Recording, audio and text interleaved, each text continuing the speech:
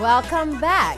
So it's time to talk about fires because the National Disaster Management Organization, NADMO, is mapping out an intensive fire public education program. Certainly, it's time that we prevent it rather than allow it to happen before we make a lot of noise about it. Speaking to me is Nene Pabitenyaku II. He's the chief of PON, but he's also a member of the Fires and Lightning Technical Advisory Committee of NADMO. Good morning, sir. Good morning.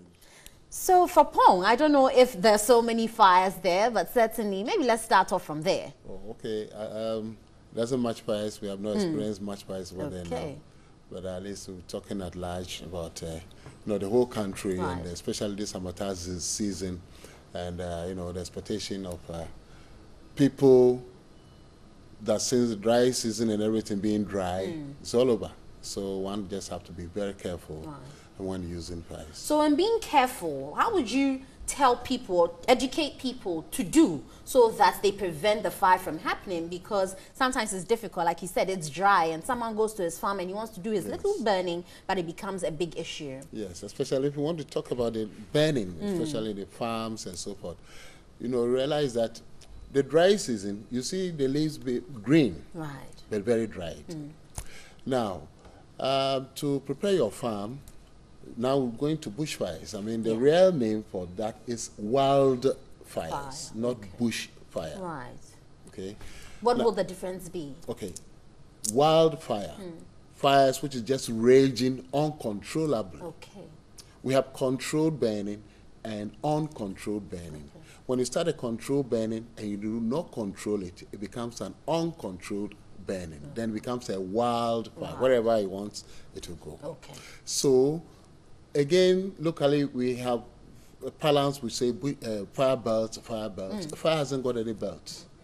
What we do is that you have to construct a line. You have to dig to the soil about 3-4 feet, the edges of where you want to burn. Okay. So that if the fire starts from somewhere and it gets to where the place is cleared, not just to the surface, but to the soil, it will break. Okay. Okay? So it will not affect, where you don't want to be bent. Right. But we have not been able to educate the public much on this. And for that matter, when there's this, wildfires, the farmer himself gets trapped. Because you tend to run ahead of the fire. Okay. And you can collapse. Right. And what kills people most during these wildfires or bushfires, it's not the fire itself. It's smoke. The inhalation. You inhale a lot of smoke, and before you realize, you suffocate, collapse, and possibly you are lucky when the fire gets there, it wakes you up. Right. But that will be on the field. So when we translate it to our domestic settings, what do we do to prevent fires there as well? There are a lot of things we can do. It's all education. Okay. Because fires are not taught in the schools. And even people go to school, we still have illiterates. People don't go to school. So if fires are taught in the schools, what of those who are not attending school? Right. So it's a matter of all of us. Those of us who will understand what we are saying will also pass it on to the people at home. Most fires, about 90% of fires, are started by human activity, carelessness. You see, most fires at home is through our own fault. For instance, in the past where we have this, power rationing, they do so.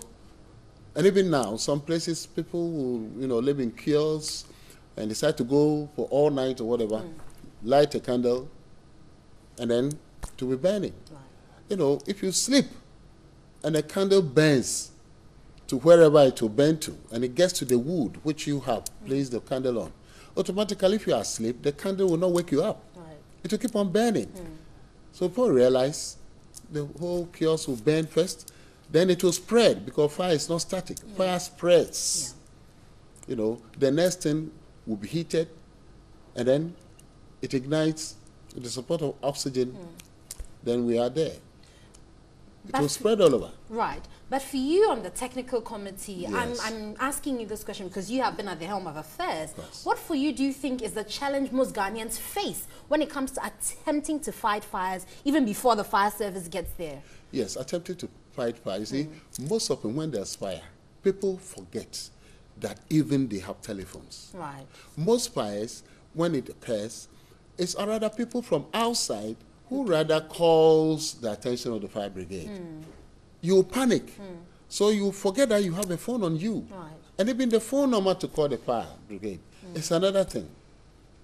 And which is 192 directly. Okay. 192, just 192. And it will get to the fire brigade. Then they will come around and help you. But most often when there's fire, people will attempt to fight the fire on their own. Right. They attempt to fight the fire on their own. And that's where the challenge And that's is. where the challenge comes in. You know, because you don't know what you are doing. And it's not all fires that you just have to apply water. Right. If you, okay. Finally, let me just ask you a question because I'm interested in finding out. So the fire has started in my house. What can I do to help myself and those in my immediate environment?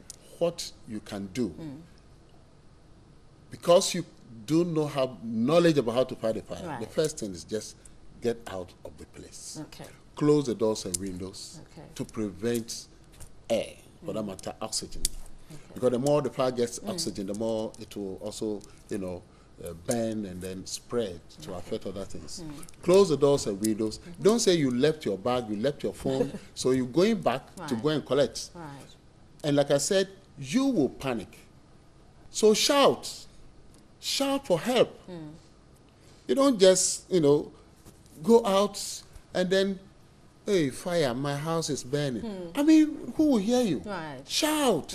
But maybe the fear grips them so much that they The can't shout. fear. But finally, with the fire extinguishers, Yes. how easy is it to use? It Because is. people are taught, but when it happens, they don't seem to be able to It's apply all it. about the panicking. Because when there's fire, you need courage, take time Right. to know what to do with the extinguisher. To have an extinguisher is not enough. Right. If you don't know how to use it and use it well, it's useless. Certainly is. Some extinguishers should be operated upright. So if you go and turn it upside down to operate, you know, then you are not doing anything. You know, so it's not enough just having an extinguisher. And people should have time and patience and even invite the fire service or the firemen to your home, your homes, if you like, and then to educate you. You know, it's not just because you, excuse me, you bought the extinguisher, so I've got it in my car. There have been situations whereby there have been fire. There were a lot of extinguishers. I'm not talking about TV3 here, but it's possible that you have extinguishers here, but maybe you have not been trained how to use the extinguisher. Well, we certainly have been. Let me just let you know that we have been. And we hope that when the fire comes, we'll know how to handle it. Then I'm giving you properly. this one that it occurred somewhere else, Certainly. whereby there was this fire. People were there, there were extinguishers, but because they were not trained, one would pick an extinguisher and throw it into the fire. Of course. Because say fire extinguisher, go and fight the fire. Then you throw in the extinguisher into the fire. Right. You know, it happens. And So it's not just enough having an extinguisher. You should know how to use it and which type of extinguisher To use. on a particular fire. Very Not just all fires, then you go and collect water and pour, like petrol or cooking oil and so forth and so forth. No. Very well. And you know, let me add also this.